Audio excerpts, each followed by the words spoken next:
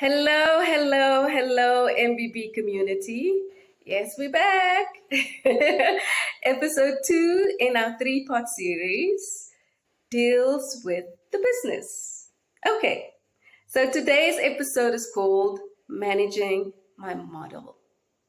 This is crucial. Many of us simply dive into entrepreneurship without having a clear path and a clear way forward. And so we approach our business more from our heart space. I believe I have a good product. I believe that I can change the world. And so it's the heart space, right? But you have to move to your head space.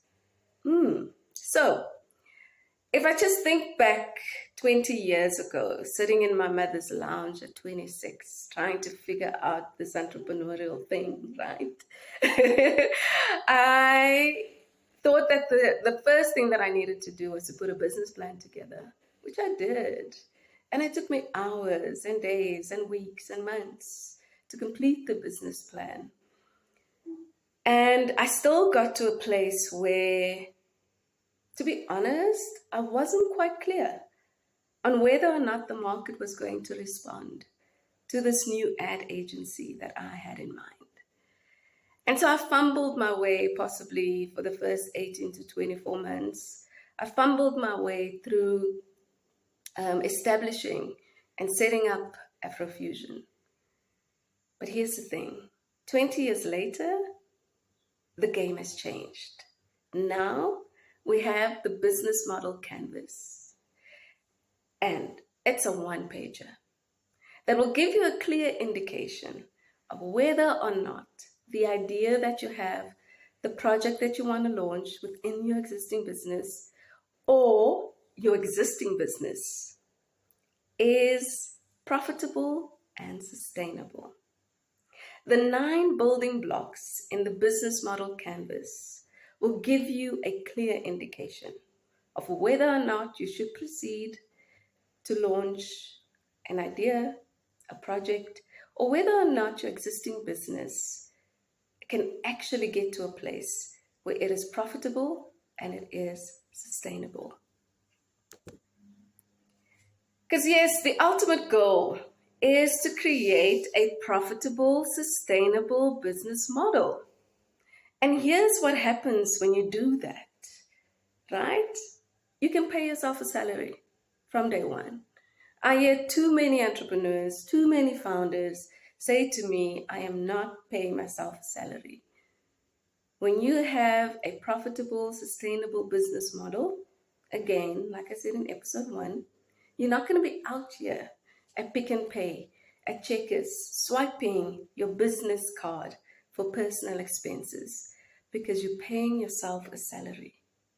Your business is profitable and it is sustainable from day one. Now, yeah, it might not be profitable from day one, but is it at a bare minimum breaking even so that you can at least cover all of the operating expenses that you need to cover on a monthly basis?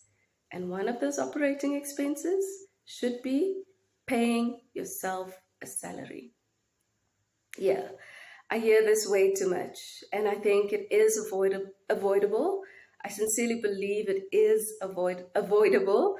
So don't fall into the trap of sabotaging your growth, sabotaging the possibility of getting an investor on board at some point, because you haven't reached a point where your business has a profitable, sustainable business model.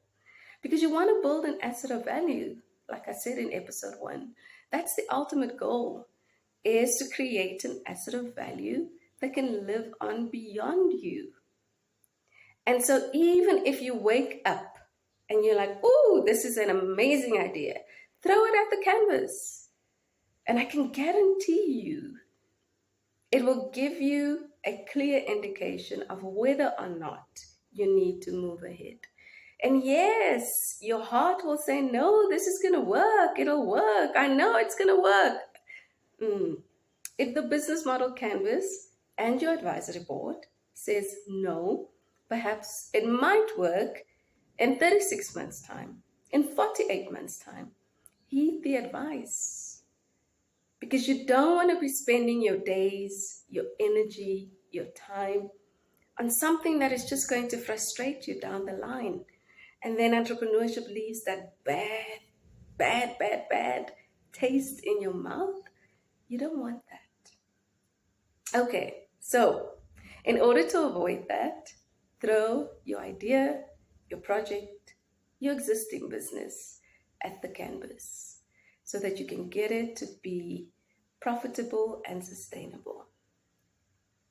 So the other thing I like about a profitable, sustainable business model is that it leads to you paying yourself dividends at the end of the financial year. Yes, as a founder, you can decide, I'm going to plow these dividends back into the business, or I'm going to pay out dividends to our shareholders, and that shareholder might only be you.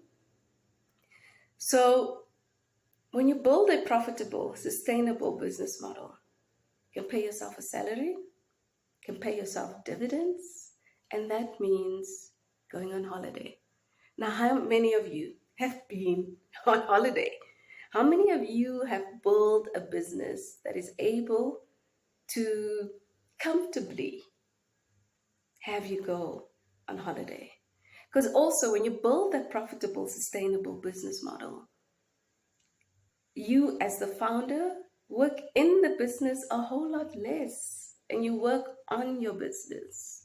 So you have the right partners that can ensure that you start taking a strategic view. You get to a point where you can employ key people who would ensure that you're running a well-oiled machine on a consistent basis. You're running a well-oiled machine, which leads to you spending more strategic time on your business. Yeah, and so you want to grow your business to a point where you are no longer the one making the coffee, writing the emails, doing the marketing. You're doing everything. When you're not there, the business is not running. When you're sick, the business is sick. When you're on holiday, the business is on holiday. No, you want to move beyond that point. And so make sure that for those that are very early stage and you're just thinking about launching your business, for those that have skin in the game, make sure that you are building a profitable and sustainable business model. Now, back to episode 1. This is where your coach will probably help you significantly from a mindset perspective. If you want to hustle and be an entrepreneur that hustles, by all means. But I don't subscribe to hustle culture. I subscribe to building an asset of value. And those can be two very, very different things. I'm going to go out on a limb and say hustling means that you take any opportunity that comes your way. But building a profitable, sustainable business, building an asset of value, probably will mean saying no to a whole bunch of things. And that's the difference. So, the key takeaway from today's episode is building an asset of value means that I have to throw my business at the canvas.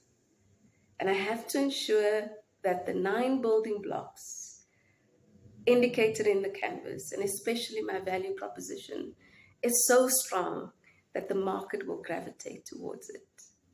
And the right side of the canvas speaks to the external factors that influence your business. The left side speaks to the internal factors that influence your business, with the value proposition being in the middle. And it's so important to make sure that it all comes together so that you can build an asset